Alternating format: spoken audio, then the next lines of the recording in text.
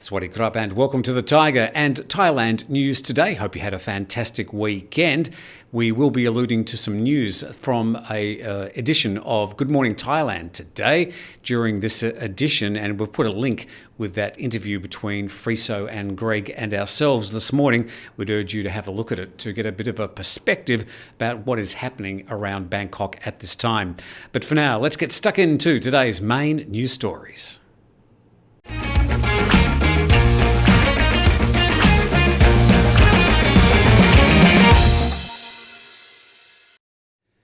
Officials in Pattaya have pledged to offer each registered family in the city 2,000 baht in financial aid as a result of the current crisis. The move comes as the hospitality and tourism sector, accounting for about 80% of the city's GDP, continues to suffer as a result of the pandemic. With virtually no international tourism since April of last year, and Thailand currently battling its worst wave of COVID to date, there appears to be no light at the end of the tunnel for the seaside party town. Well, even businesses that can open, such as restaurants, they say they're struggling with a ban on in-house dining, meaning they can only offer takeaway or delivery services. With countless residents out of work and many informal workers not registered in the social security system, people have found themselves with no income, leading to a noticeable rise in homelessness and people waiting in line for food handouts. Further south, and Phuket officials announced yesterday that they're going to kick restrictions up a notch. The COVID protection measures include a new order confirming that all domestic arrivals from anywhere in the country need to provide evidence that they've tested negative for COVID before they're allowed admittance into the island. This is on top of being vaccinated. Visitors have to have 2 doses of either Sinovac or Sinopharm. Alternatively, they can have 1 dose of AstraZeneca, Pfizer, Moderna or the Johnson & Johnson vaccines within 14 days prior to arriving. Phuket's governor says that the new measures are a result of the additional infections that have been detected during the Sandbox plan, which started on July 1. It was also announced that from tomorrow, restaurants must stop serving alcohol or allowing alcohol to be consumed on the premises from 9 p.m. Well, here's a few of the other new restrictions. Shopping centres must close at 9. 24-hour convenience stores must close at 11 p.m. and then reopen at 4. Public gatherings that have been permitted by authorities are limited to 150. Pubs, bars, karaoke venues and other entertainment, gambling venues, cockfighting, fish fighting, boxing and similar venues must also stay closed. Yeah, how about closing cockfighting and fish fighting venues down forever while you're at it? As far as the bars being closed, well, maybe you should get in the car and go for a bit of a drive around the island. And people must resist holding celebrations unless they're traditional events that cannot be delayed, such as funerals, weddings, ordinations and other religious ceremonies. On the upside, movie theatres, theme parks and water parks can stay open. A quick update on Thailand's Sandbox experiments. 915 international travellers arrived on 6 flights to Phuket yesterday, totalling over 8,000 people arriving for the Sandbox project. 16 sandboxes have tested positive since the start of the program. An average has been about 440 people arriving each day. Doing a bit better than Samui Plus, where only 5 people on 2 flights arrived yesterday. 15 people have now arrived since July 15. Good news, no one tested positive at this stage. There's also been a chunk of early Phuket Sandboxes arriving in Samui since they've already served their 14 days roaming around Phuket. Just yesterday, 18 people in Samui arrived from Phuket. Police in Bangkok resorted to using tear gas and rubber bullets to disperse anti-government protesters yesterday after thousands of people rallied in the capital. Activists used cars and motorbikes to avoid spreading the disease, but ended up on foot, confronting police as the protests escalated as the riot police moved in. Protesters assembled at the Democracy Monument yesterday afternoon, where organisers handed out hand sanitizer, face masks, medical gloves and raincoats before making their way to Government House. Mock corpses in white burial shrouds representing those who have died were placed on the ground near Government House.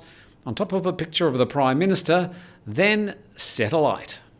Around 1,500 police officers, accompanied by water cannon trucks, confronted activists from the Free Youth Group.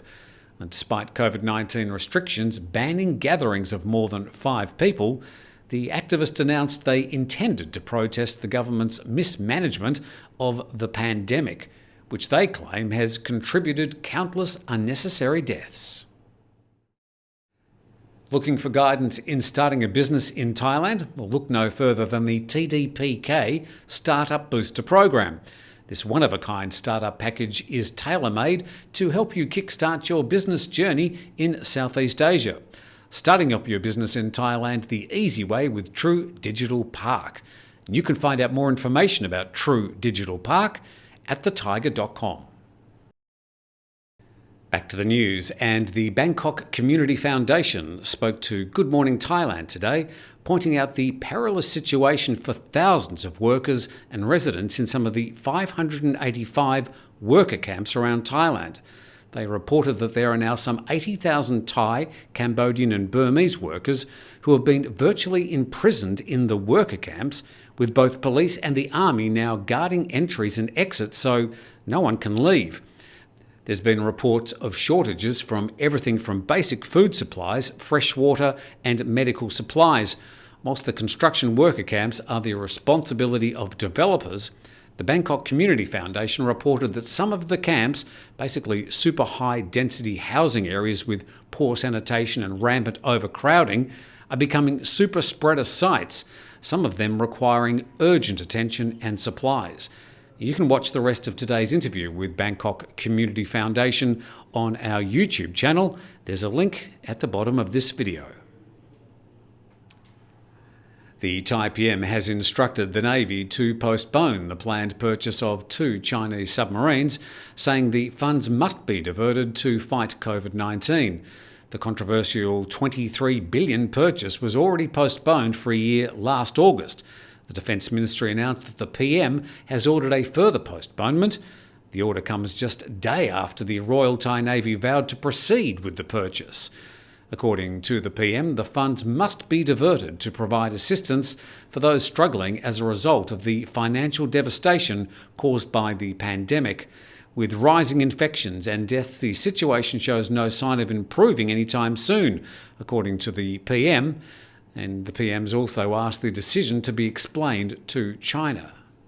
Following the confirmation from the Royal Thai Navy that the government would continue with the purchases over the weekend, social media lit up with huge majority lambasting the PM and the Navy for its spending priorities at this time.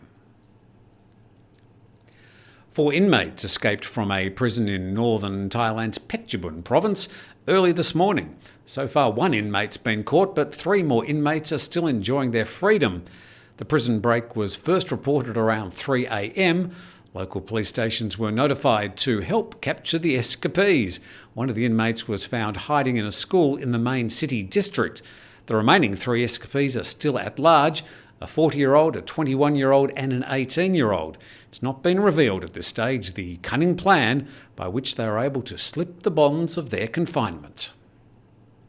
A new announcement has declared that all domestic airlines must cease operation of any passenger flights out of the dark red zones, including Bangkok and Pattaya, starting this Wednesday. The decree comes as COVID-19 infections continue to rise in Bangkok and surrounding provinces, while daily COVID cases hit 5 digits and daily deaths hit triple digits. The restriction also limits the capacity for all domestic flights throughout Thailand. An exception is to be made for emergency landings, medical flights, and also for the Phuket Sandbox and Samui Plus reopening flights. As of now, most airlines have just thrown in the towel and announced they will ground their fleets until at least the end of the month, prompted by a seating limit of only 50%. Bangkok Airways may be the only ones left to serve the Phuket and Samui Sandbox, although it's not clear how this will continue in light of the bans. For sandboxes, public buses from Bangkok to the south have already been suspended, but some sort of land transport may be the only way to get around the country in the coming weeks. although authorities are asking people to refrain from travelling for non-essential reasons anyway.